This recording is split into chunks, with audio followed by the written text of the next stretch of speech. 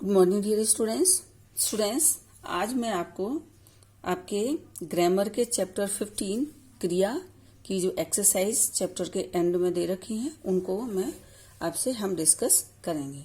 तो पहले question answers हैं वो तो आप इसको हम नहीं करेंगे क्योंकि इनको करने की आवश्यकता नहीं, ये सारी डेफिनेशंस हम आपको एग्जाम में दे चुके हैं। अब ये रिमेनिंग एक्सरसाइज है, इनको हम आपको करवाते हैं। तो देखिए पहले क्या है, ये कुछ रिक्त स्थान है वो आपको फिल करने हैं। तो फर्स्ट वन है कि जिस शब्द से यानी जिस शब्द से किसी कार्य के होने करने या स्थिति का बोध हो उसे कहते हैं। तो उसे क्या कहते हैं, सबसे पहले हमने आपको बताया था, उसको हम क्रिया कहते हैं। ठीक है, समझ में आ रहा है। नेक्स्ट वन है जब क्रिया का प्रभाव किसी अन्य पर न पड़कर, किसी अन्य पर नहीं पड़ता है, स्वयं कर्ता पर पड़े। किस पर पड़े? कर्ता पर पड़े। जैसे राम विद्यालय जाता है ना, मोहन पढ़ता है। तो यहाँ पढ़ता का है या विद्यालय जाने का जो काम है वो किस पर पड़ रहा है? कर्ता का। तो वो क्रिया कैसी होती है? वो क्रियाएं होती हैं अकर्मक। ये कर्मक क्रियाएं होती हैं जिसमें कर्म की आवश्यकता नहीं होती। दूसरा है जब क्रिया के व्यापार का प्रभाव कर्ता पर न पड़कर, इसमें क्या, यहाँ तो कर्ता पर पड़ता है लेकिन यहाँ कर्ता पर न पड़कर कर्म पर पड़े तथा जिसके प्रयोग से कर्म की अनिवार्यता बनी रहे उसे हम क्या कहते हैं? वो कौन सी क्रिया होती है? वो सकर्मक क्रिया होती हैं। सकर्मक, इसमें कर्म होता है। सकर्मक क्रियाएं होती हैं जिसका प्रभाव किस पर पड़ता है? कर्ता पर पड़कर कर्म पर पड़ता है। सीधे सीधे समझ में आ रहा है। नेक्स्ट वन है जिस वाक्य में कर्ता स्वयं कार्य न करके दूसरे से काम करवाता है, यानी कर्ता स्वयं कार्य नहीं करता, वो दूसरे को प्रेरित करता है कार्य करने के लिए या उन्हें कार्य करने को प्रेरित करता है, उसे हम क्रिया, कौन सी क्रिया होती है? वो अभी हमने आपको बताई थी, वो प्रेरणात्मक,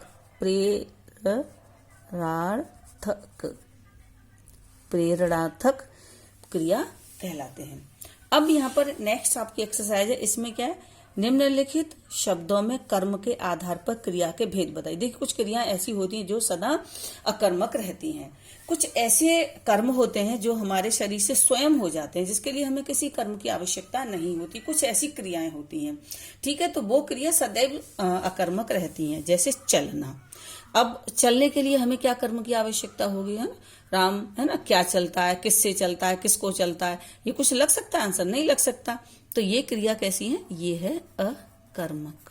ठीक है, हंसना, अब क्या हंसता है, किससे हंसता है, किसको हंसता है, ऐसा नहीं हो सकता ना, तो ये क्रिया कैसी है? अकर्मक। दूसरा है गिरना। गिरना भी ऐसा होता है ना, क्या गिरता है, कभी कभी ऐसा हो जाता है, क्या गिरा, गिरना कभी कभी हो जाता है। जैसे स्वयं गिरना, ये क्रिया अकर्मक सकर्मक दोनों हो। जैसे स्वयं गिरता है आदमी का गिरना होता है, या कभी कोई चीज गिरती है तो क्या गिरा, है ना, जैसे पेड़ से फल गिरा, पेड़ से फल गिरा तो क्या गिरा? फल गिरा। तो वैसे गिरना है ना, इसको हम अकर्मक ही रखते हैं। जैसे स्वयं इसे गिरने में जब आता है तो अकर्मक क्रिया ही होती है। जैसे हम गिरना होता है हमारा, हम कैसे गिरे, क्या गिरे, किसको गिरे, अपने गिरने में आता है तो वो अकर्मक क्रियाएं होती है, क्योंकि हमें यहाँ पर अकर्मक और सकर्मक ही लिखना है। अब टूटना है ना, तोड़ना यदि तोड़ना होता है तो वो सकर्मक क्रिया होती है, लेकिन यहाँ पर क्या है, ये टूटना है। ये टूटना यानी ग्लास का टूटना, चटकना, तो ये जो टूटना होता है ये भी अकर्मक होता है, अकर्मक। अब ये है लिखना। ठीक है, और लिखना में तो आएगा क्या लिखा, किसे लिखा, किसको लिखा, तो ये सकर्मक होती है। सॉरी गलत हो गया, सकर्मक। ओके, अगली है ये तोड़ना। जैसे होता है तोड़ना, क्या तोड़ दिया, तो उसे तो बताएं, इसे तोड़ना, ये सकर्मक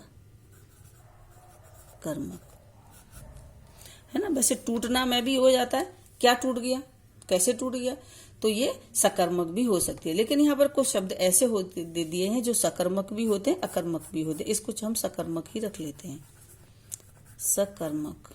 ठीक है, इसे सकर्मक ही कर देना। टूटना, लिखना, तोड़ना, इन तीनों को सकर्मक है, और चलना, हंसना, गिरना ये तो अकर्मक है।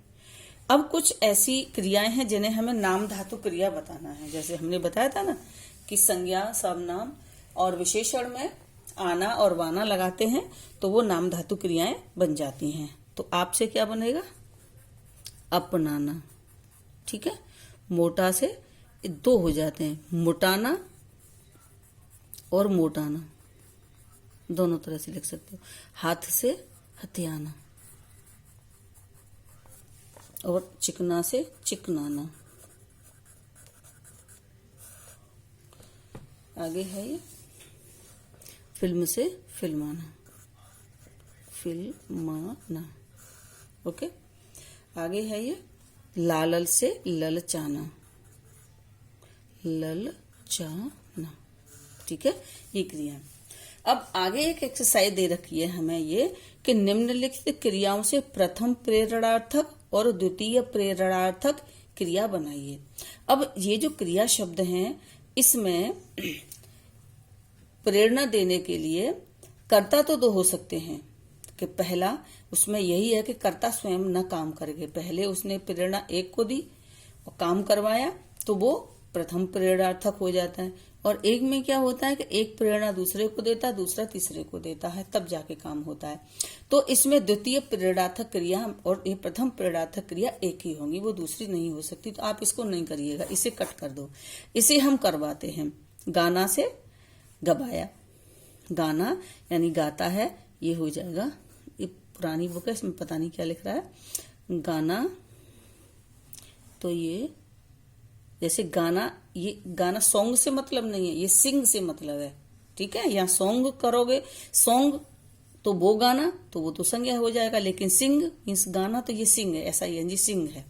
तो गाना से यानी गवाया, उसने गाया या गवाया। सोना से सुलाया, सुलवाया आएगा इसमें से। ठीक है, और ये दौड़ना से दौड़वाया, ये तो ठीक लिख रहा है। और पढ़ना से पढ़वाया। ये एक्सरसाइज है, इसे आप अपनी नोटबुक में कर लीजिएगा। ये सारी एक्सरसाइज आपको अपनी नोटबुक में करनी है। ठीक है, okay, thank you, have a nice day.